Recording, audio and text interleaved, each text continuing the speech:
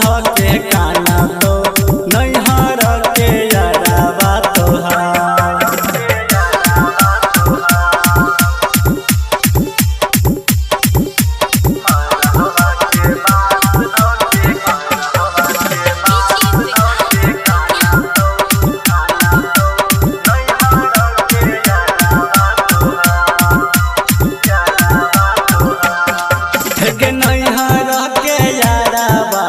जैबी छौरी छोड़ के पियावा के संगे जैबी डोलिया में चढ़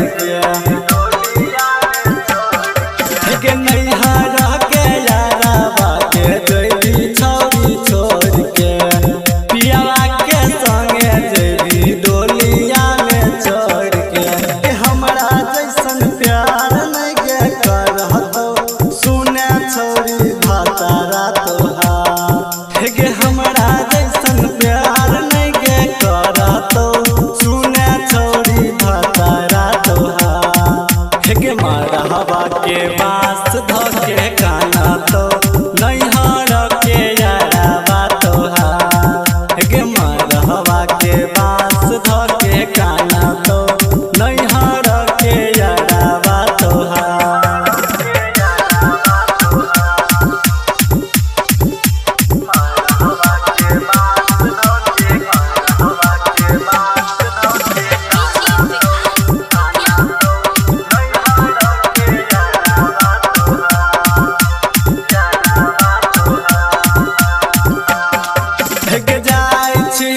जोगे जानो खुशी खुशी रही है पियावा के प्यार पाके हमरा नहीं भूलई है।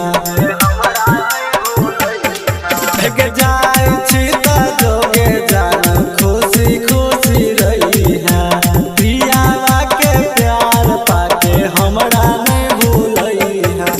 पियावा बिकी संगे जाय छै जान है गई अपन ससुरा।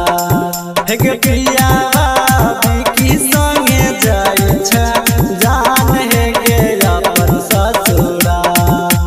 कमल देव दीवाना के काना तो याद करके छौरी के तोहार।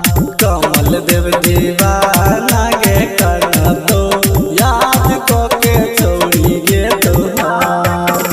श्री रिकॉर्डिंग स्टूडियो कुशेश्वर बाजार।